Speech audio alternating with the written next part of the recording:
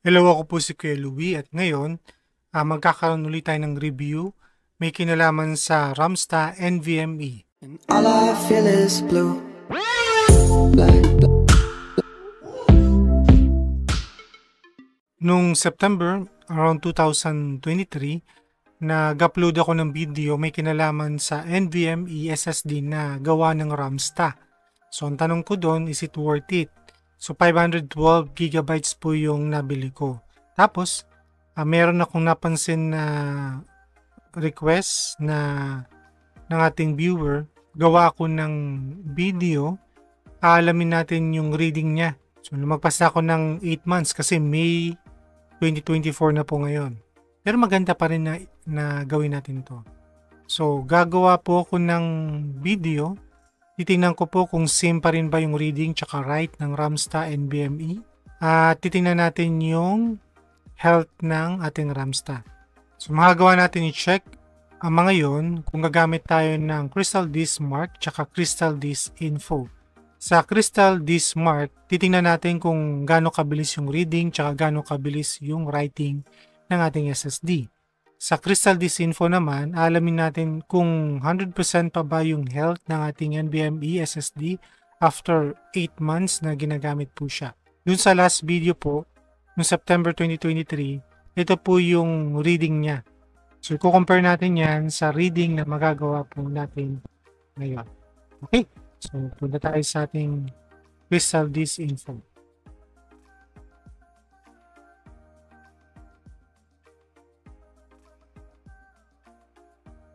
So, same setup ang gagamitin ko po dito, katulad ng 2023. So, 1 GB din po yung gagamitin ko. Check ko muna yung setting. Yan. Ang setting po ay NVMe SSD. Tapos, nasa 1 GB po siya. Ang ibig sabihin nan, pag 1 GB po yung files, nagpapakita kung gaano siya kabilis mag-read pag 1 GB of size siya o gaano kabilis siya mag-write pag 1 GB of file siya. Okay? So, click ko po yung all.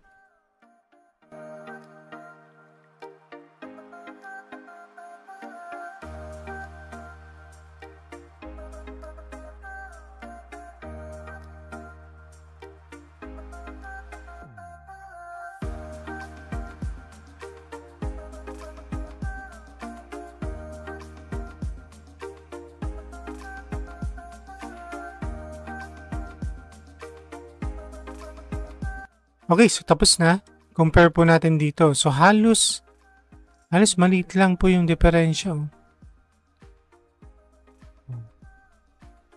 70, 74, 89. Okay, so maliit lang naman po yung diferensya.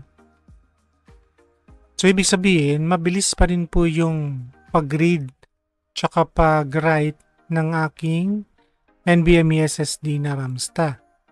Ngayon naman, alamin naman natin yung health ng ating NVMe.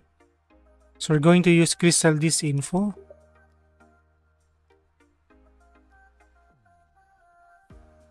Yan.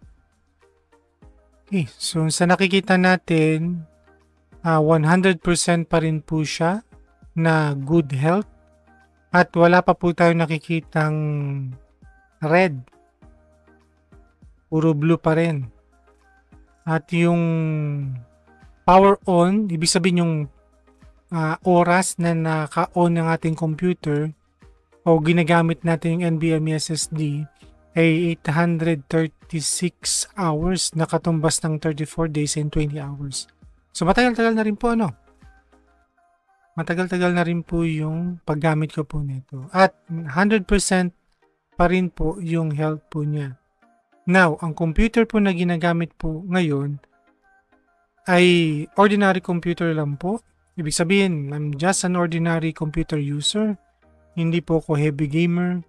Ang nilalaro ko lang yung NBA 2020 tsaka NBA 2014. So, madalas ginagamit ko po yung NBA 2014. Mas gusto ko po yung NBA na yun eh.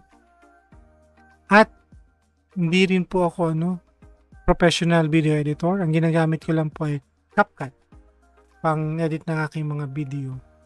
Sa akin, sa palagay ko, while I'm using Ramsta, NVMe SSD, okay na okay to sa mga ordinary user ng computer. So again, hindi po ako sponsor ng Ramsta, hindi po ako binayaran. Gusto ko lang po kayong magkaroon ng option kung kulang po yung budget pambili ng NVMe SSD na 500GB at kulang yung budget. So pwede nyo pong pag-isipan yung Ramsta. Kung ordinary user lang kayo katulad ko, okay na to. Pasok na to sa budget. So I hope nakatulong po yung second review na po ito para magkaroon kayo ng alternative sa pagbili ng NVMe SSD na 500GB. Maraming salamat at ingat po tayo lagi.